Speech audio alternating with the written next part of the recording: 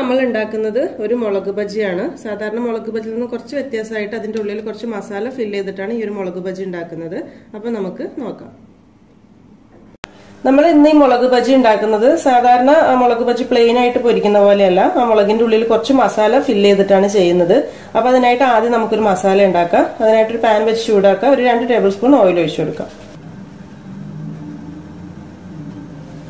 ഇതിലേക്കൊരു 2 മീഡിയം സൈസിലുള്ള സവാള ചെറുതായി മുറിച്ചത് ചേർത്ത് കൊടുക്കാം.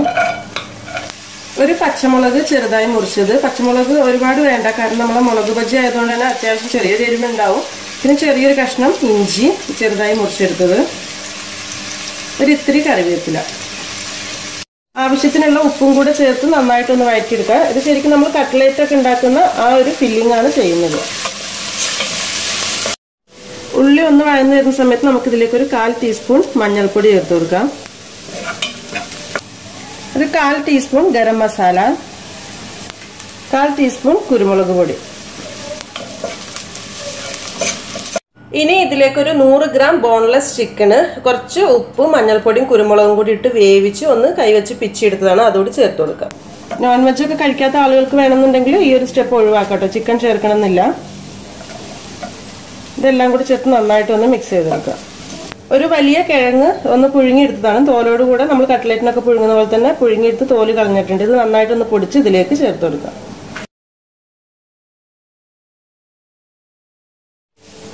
ഈ സമയത്ത് ഇതിലേക്ക് ഒരു 1/4 ടീസ്പൂൺ ചാട്ട് മസാല കൂടി ചേർത്ത് കൊടുക്കുന്നുണ്ട്. മുളക് ബജി ആയതുകൊണ്ട് നല്ലൊരു ഫ്ലേവർ കിട്ടാൻ വേണ്ടിയിട്ട് നിങ്ങൾ കയ്യിൽ ഉണ്ടെങ്കിൽ ചേർക്കാം. കുറച്ച് മല്ലിയില, 1 ടീസ്പൂൺ ലെമൺ ജ്യൂസ് ഇതുകൂടെ ചേർത്ത് മിക്സ് ചെയ്താൽ നമ്മൾ ഈ ബജിയിലേക്കുള്ള ആ ഒരു ഫില്ലിങ് റെഡിയായി. ഇതൊരു സൈഡിലേക്ക് മാറ്റി വെക്കാം. ഇതിലേക്കുള്ള ബാറ്റർ തയ്യാറാക്കി എടുക്കുക. അത് മുക്കി ഫ്രൈ ചെയ്യാൻ വേണ്ടിയിട്ട് അതിനായിട്ടൊരു 1.5 കപ്പ് കടലമാവ്, കടലപ്പൊടി, ഇതിലേക്കൊരു 1.5 ടേബിൾ സ്പൂൺ അരിപ്പൊടി. അരിപ്പൊടി ഒരുപാട് വേണ്ട, കാരണം നമ്മൾ ഈ മുളകിലേക്ക് ബാറ്റർ പിടിച്ചു കിട്ടാൻ കുറച്ച് ബുദ്ധിമുട്ടായി പോകും കൂടിപ്പോയാൽ. 1/2 ടീസ്പൂൺ മഞ്ഞൾപ്പൊടി, 1 ടീസ്പൂൺ മുളക് പൊടി,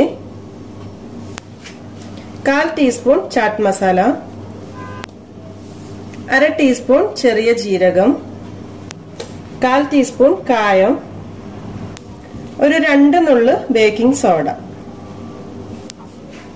ആവശ്യത്തിനുള്ള ഉപ്പ്. ഇതെല്ലാം ചേർത്ത് നന്നായിട്ടൊന്ന് മിക്സ് ചെയ്യാം. ഇനി നമുക്ക് നല്ല കട്ടിയുള്ളൊരു ബാറ്ററാണ് വേണ്ടത്, മുളക് നന്നായിട്ടൊന്ന് മുക്കി പൊരിക്കാൻ വേണ്ടിയിട്ട്. അപ്പോൾ ആവശ്യത്തിനുള്ള കുറച്ച് വെള്ളം കൂടെ ചേർത്തിട്ട് നല്ലൊരു തിക്ക് ബാറ്ററാക്കി ഒന്ന് കലക്കിയെടുക്കാം.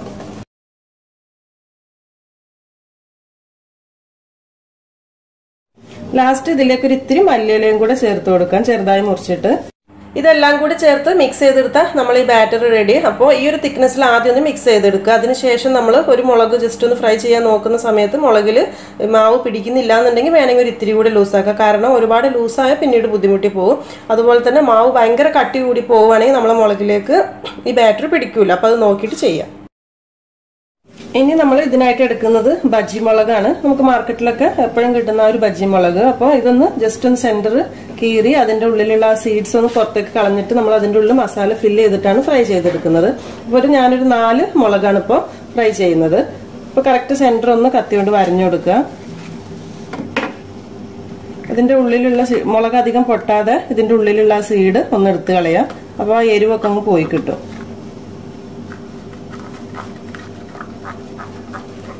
ഇത് കൈ കൊണ്ട് എടുക്കുന്ന കത്തി വെച്ച് ചെയ്യാൻ നോക്കിയാൽ ചിലപ്പോൾ ഇവിടെയൊക്കെ പൊട്ടിപ്പോകാനുള്ള ചാൻസ് ഉണ്ട്, സൈഡൊക്കെ. അപ്പൊ ഇങ്ങനെ എടുത്തു കഴിഞ്ഞിട്ട് പിന്നെ അതിൻ്റെ ഉള്ളിൽ സീഡ് ഇനി ഉണ്ട് എന്നുണ്ടെങ്കിലും ജസ്റ്റ് ഒന്ന് കൊട്ടി കൊടുത്താൽ മതി. അപ്പോൾ അതിൻ്റെ ഉള്ളിലുള്ളതും കൂടി താഴെ പോയിക്കോളും. ഇവിടെ ഇപ്പം ഞാൻ എടുത്തിട്ടുള്ള ഈ ഒരു ബജ്ജി മുളക് നമ്മൾ സാധാരണ കാണുന്ന ആ ഒരു ടൈപ്പ് മുളകല്ല. നമ്മൾ സാധാരണ കുറച്ചുകൂടെ ഒരു വൈറ്റ് ഗ്രീൻ വരുന്ന ആ ഒരു ടൈപ്പ് മുളകൊക്കെ വരും. ഒരുപാട് ടൈപ്പിലുള്ള ബജ്ജി മുളക് വരലുണ്ട്. അപ്പോൾ നിങ്ങൾക്ക് ഏതാണോ ഇഷ്ടം അത് നോക്കിയെടുക്കുക. എനിക്കിപ്പോൾ നല്ല മറ്റേ ടൈപ്പുള്ളത് കിട്ടില്ല, അപ്പോൾ അതുകൊണ്ട് ഇതെടുത്തു. ഇതിന് ചെറുതായിട്ടൊരു ക്യാപ്സിക്കത്തിൻ്റെ ഒക്കെ ഒരു ടേസ്റ്റ് ആയിരിക്കും, കുറച്ചുകൂടെ ടേസ്റ്റ് വൈസ് കുഴപ്പമില്ല, എന്നാലും ഓക്കെയാണ്. പിന്നെ കുറച്ച് വലുതായതുകൊണ്ട് തന്നെ നമുക്ക് ഫ്രൈ ചെയ്തെടുക്കാനോ മാവിൽ ഡിപ്പ് ചെയ്തെടുക്കാനൊക്കെ കുറച്ച് ബുദ്ധിമുട്ടായിരിക്കും. അപ്പോൾ നിങ്ങൾക്ക് എങ്ങനത്തെയാണോ നല്ലത് തോന്നുന്നത് അതനുസരിച്ച് എടുത്തോളൂ കേട്ടോ. ഇനി അതല്ല, നിങ്ങൾക്ക് മസാല ഫില്ല് ചെയ്തതിന് ശേഷം ജസ്റ്റ് ഒന്ന് കട്ട് ചെയ്തിട്ട് എളുപ്പത്തിന് വേണമെങ്കിൽ മാവിൽ മുക്കിയിട്ട് അങ്ങനെ വേണമെങ്കിൽ ഫ്രൈ ചെയ്യാം. നമ്മളെ ഇഷ്ടത്തിനനുസരിച്ച് ചെയ്യാം. ഇതുപോലെ നമ്മൾ ഇതിന്റെ ഉള്ളിൽ സീഡ്സ് ഒക്കെ കളഞ്ഞൊന്ന് ക്ലീൻ ചെയ്യുക. അതുപോലെ തന്നെ നമുക്ക് ബാക്കിയുള്ള മുളകും കൂടി ഒന്ന് ചെയ്തെടുക്കാം. ഇപ്പോൾ എല്ലാ മുളകും നമ്മൾ ക്ലീൻ ചെയ്തെടുത്തിട്ടുണ്ട്. ഇനി ഇതിന്റെ ഉള്ളിലേക്ക് നമ്മൾ ആദ്യം തയ്യാറാക്കി വെച്ചിട്ടുള്ള മസാല ഒന്ന് ഫില്ല് ചെയ്ത് കൊടുക്കുക. കൈ ഉപയോഗിച്ച് തന്നെ ചെയ്താൽ മതി.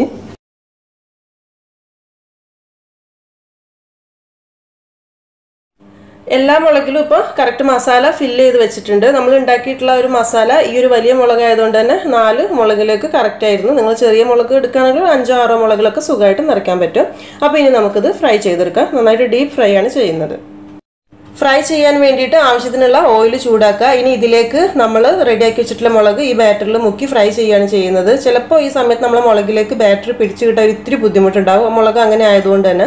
അപ്പോൾ ആ സമയത്ത് നമ്മൾ മാവിൻ്റെ തിക്നെസ് ഒന്ന് ശരിക്കും നോക്കുക, കുറവാണോ അല്ലെങ്കിൽ കൂടുതലാണോ എന്നുള്ളത് അത് അഡ്ജസ്റ്റ് ചെയ്ത് ചുട്ടെടുക്കുക. നമ്മളിത് ഫ്രൈ ചെയ്യുന്ന സമയത്ത് ഒരു മീഡിയം ടു ലോ ഫ്ലെയിമിൽ വേണം. പെട്ടെന്ന് ഹൈ ഫ്ലെയിമിൽ ഇട്ട് ഫ്രൈ ചെയ്താൽ ആ മാവ് കറക്റ്റ് അങ്ങ് വെന്ത് കിട്ടില്ല.